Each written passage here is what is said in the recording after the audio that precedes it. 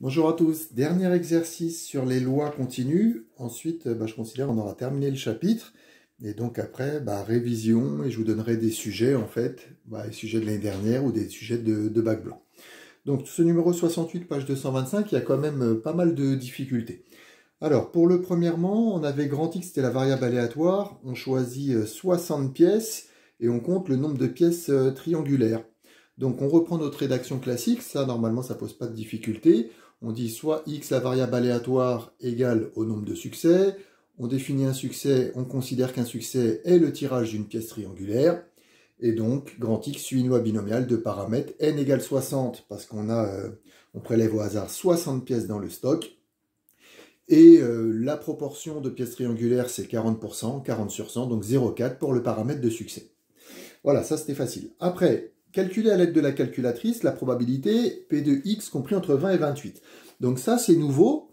Nous, on a appris à calculer la probabilité pour une valeur. P de X égale 28. On voulait 28 succès sur les 60 épreuves, le paramètre de succès puissance 28, le paramètre d'échec, etc.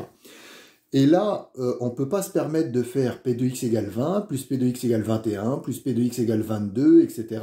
et additionner les 9 probabilités. Ça serait compliqué. Donc il y a une nouvelle chose à savoir faire avec votre calculatrice. Il y a le tuto page 347. C'est déterminer dans le cas d'une loi binomiale, quand grand X suit une loi binomiale, les probabilités du type P de X inférieur ou égal à A. Par exemple, si vous lancez 3 fois votre dé, loi binomiale, et vous voulez P de X inférieur ou égal à 2, ça vous calculera P de X égale 0, plus P de X égale 1, plus P de X égale 2. Donc pour déterminer en fait ces probabilités, vous devez retrouver la fonction binom-frep dans votre calculatrice, indiquer 3 paramètres, n, le nombre de fois où vous répétez l'expérience, p, le paramètre de succès de l'expérience, et a, le paramètre p de x inférieur ou égal à a. Voilà, ça c'est à savoir faire, vous avez des exemples, page 347 pour maîtriser ça. Maintenant qu'on maîtrise ça, p de x compris entre 20 et 28, il y a une autre difficulté. Entre 20 et 28, si on fait p de x inférieur ou égal à 28, on aura toutes les valeurs de 0 à 28. Donc nous, comme on veut de 20 à 28, il faut retrancher, il faut soustraire non pas p de x inférieur ou égal à 20, parce que sinon vous enlevez la valeur 20, mais p de x inférieur ou égal à 19. J'ai fait ici un tableau des valeurs, vous voyez si ça va de 19 donc jusqu'à 28. Donc si vous voulez ces valeurs-là, P de x inférieur ou égal à 28, vous avez tout ça, de 0 à 28, et vous voyez qu'il faut enlever en fait de 0 à 19 pour qu'il nous reste de 20 à 28. Donc on fait P de x inférieur ou égal à 28 moins P de x inférieur ou égal à 19. Et à l'aide de la calculatrice, donc pour déterminer P de x inférieur ou égal à 28, vous allez prendre la fonction binom-frep avec 60, nombre de cas où on répète l'expérience, paramètre de succès 0,4, et vous voulez 28, ici le A c'est 28, et P de x inférieur ou égal à 19, à nouveau, binom frep, 60, 0,4 et 19 pour le dernier paramètre. Quand vous tapez tout ça sur votre calculatrice, vous allez retrouver 0,765 arrondi 10-3 près, c'est-à-dire vous avez 76,5% de chance en fait d'obtenir entre 20 et 28 pièces triangulaires sur vos 60 tirages. Donc important, ça, savoir utiliser, parce que sinon savoir utiliser la calculatrice, sinon vous êtes bloqué. Ensuite, donc on modélise après avec une loi normale cette fois-ci. Donc cette question, deuxième question, normalement c'était facile, la troisième plus dure. Alors, ça suit une loi normale de paramètres 24 et 14,4. Toujours même remarque, 24 c'est l'espérance, comment est centrée en fait votre courbe. 14,4 c'est la variance. Mais je vous rappelle que dans votre calculatrice, vous rentrez l'écart type, la racine carrée en fait de la variance. Donc si vous voulez x compris entre 20 et 28, là c'est directement utilisation de la calculatrice. La fonction normale frep, frep en fait c'est fonction de répartition. Vous apprendrez ça plus tard pour ceux qui continuent les maths. Donc normal frep, donc les 4 paramètres, les deux bornes 20, 28, 24 pour l'espérance, et on rentre, je viens de dire, l'écart type, donc vous devez taper racine de 14,4. Ne prenez pas la valeur approchée, ne tapez pas sur votre calculatrice racine de 14,4 pour donner après la valeur, tapez directement racine de 14,4. quand vous tapez tout ça sur votre calculatrice, vous retrouvez à 10-3 au millième 0,708. Donc vous voyez, le résultat est un petit peu différent avec cette modélisation. Dernière question pour le troisièmement. Alors, on va utiliser les résultats de cours qu'on a notés. Première question, on nous demande de montrer que x compris entre 24 moins a et 24 plus a, c'est égal à 1 moins 2 p de x inférieur ou égal à 24 moins a. Alors, j'ai tracé en fait au tableau la représentation graphique d'une courbe ou associée donc à une loi normale.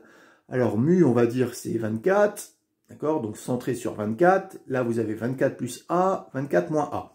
Si vous voulez cette probabilité, x compris entre 24 moins a et 24 plus a, c'est tout ce qui n'est pas assuré ici au tableau. Donc, si je veux garder cette surface, je fais le tout ce qu'il y a sous la courbe, ça sera 1. D'accord, la probabilité du tout, c'est 1, moins cette surface assurée, c'est-à-dire 24 plus a, et cette surface assurée, x inférieur à 24 moins a. D'accord, ces deux, on retire en fait ces deux surfaces.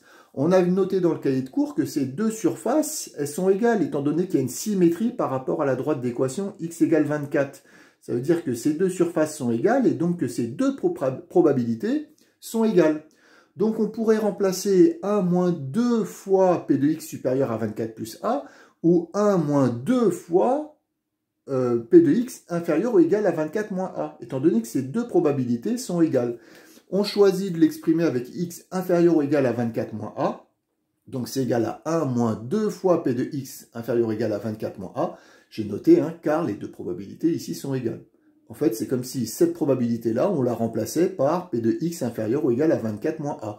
On en aurait bien deux dans les crochets, on additionne, on retrouve ce qui nous était demandé.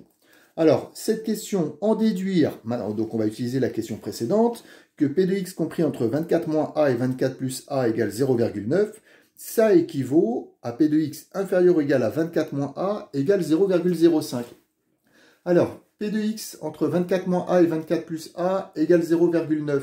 D'après la question précédente, le membre de gauche, là, c'est égal à 1 moins 2 P de x inférieur ou égal à 24 moins a. Donc, c'est comme si, en fait, on avait cette équation 1 moins 2 P de x inférieur ou égal à 24 moins a, environ égal à 0,9. Cette équation, je passe le 1 de l'autre côté, 0,9 moins 1, il va me rester moins 0,1. Je divise par moins 2, il va me rester 0,05. Et donc, j'obtiens ce que je voulais, c'est-à-dire P de x inférieur ou égal à 24 moins a, environ égal à 0,05. Et toute cette transformation, en fait, c'est pour arriver sur une équation de ce type, parce que là, on va avoir la fonction, en fait, frac normale sur notre calculatrice pour déterminer la valeur de 24 moins a.